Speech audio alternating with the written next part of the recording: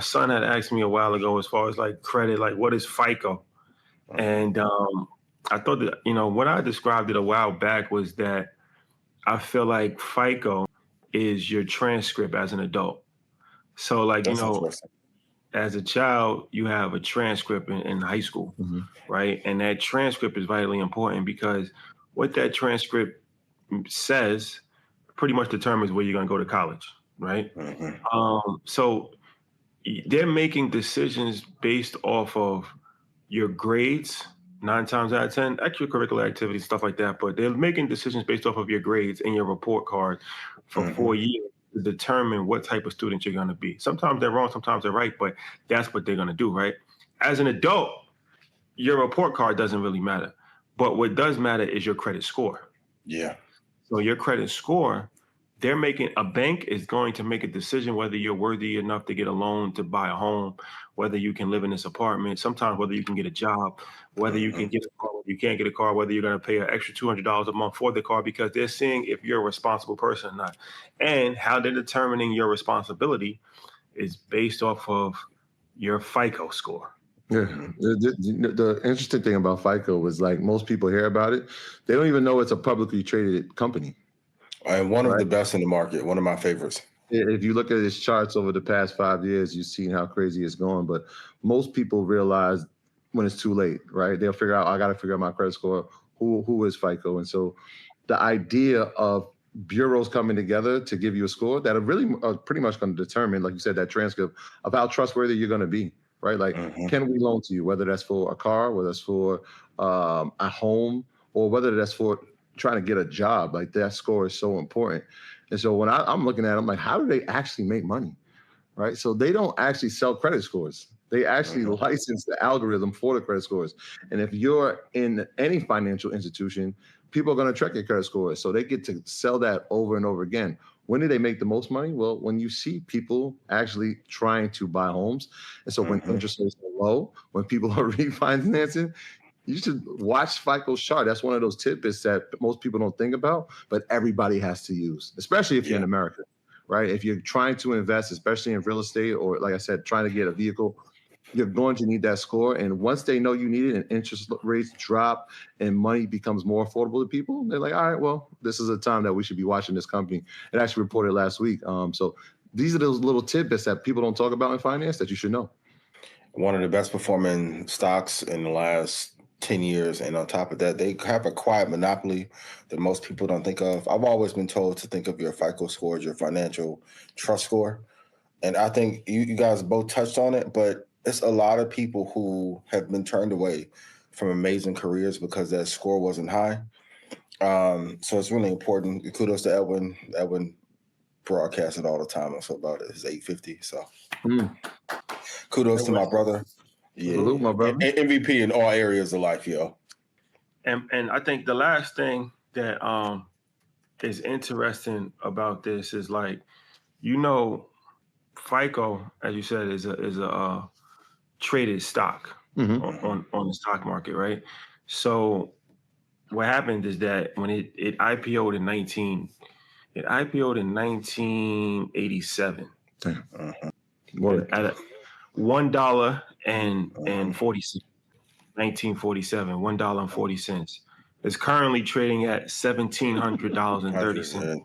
Yeah. But if you really look at the chart, it really started to go crazy. It really started to go crazy around 2014, 2012, let's just say 2010. After 2010, it started to take off tremendously, right?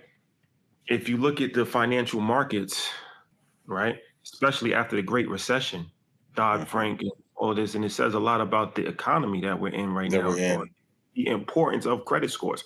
If you look at how the world was shaped in 1988, your credit score was a completely different metric of meaning as far as your life importance than it is in 2025.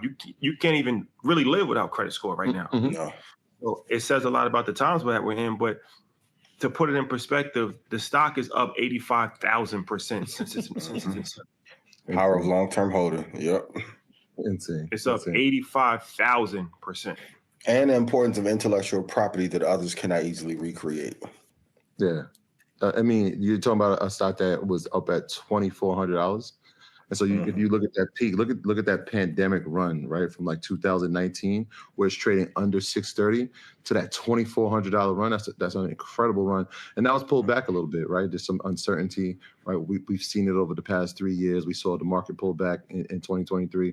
And so there's still some uncertainty. But here's one thing until America changes the credit system, right? This is a company that's not going anywhere. And this is one of those companies and you're absolutely going to need. I mean, it's like, once again, Wu-Tang, when they said in 96, cash rules everything around me. And then we actually made that T-shirt when we first started that cream. Yeah. Credit rules everything around me. Yeah. And you've seen it happen in real time right now, how the monetary system has changed to become a pretty much cashless society at this point in time. And everything is run on credit. So understanding the credit rules. It's like the Clip song, FICO. Yeah. Shout out to them, man. Stove God Cook. Grammy nominated. I know that they talked about how important the Grammys were to them and Gwen won. They got nominated for 5 Grammys. I see them winning at least 3 or 4 of them. I definitely got it.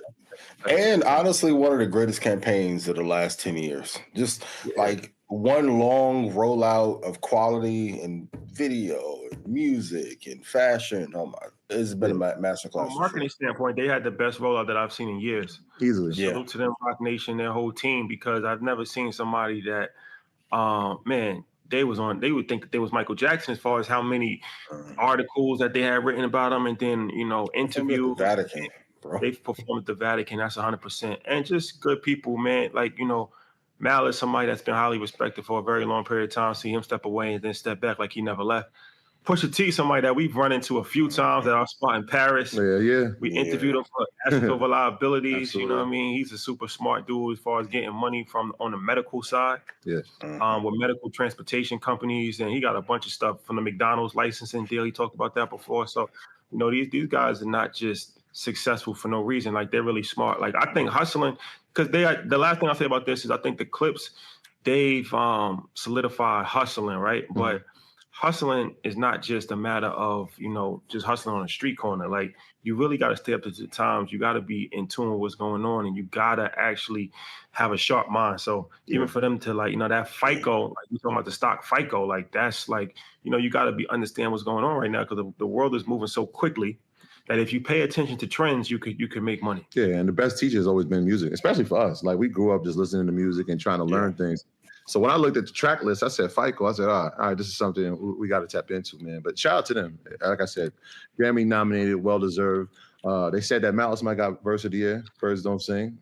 I watched that video. He may be rapper of the year if we're not going to. He might, honestly, he's there. He's there, man. One of my favorites. Again, just a classic album and a classic rollout. All the visuals been incredible as well. So shout out to them and the producers. And I think they just signed with CAA, man. These guys are just elevating. And what they've done is they stayed authentic throughout their career, and they're showing that they can be great at any age of this music thing, man. So shout out to them.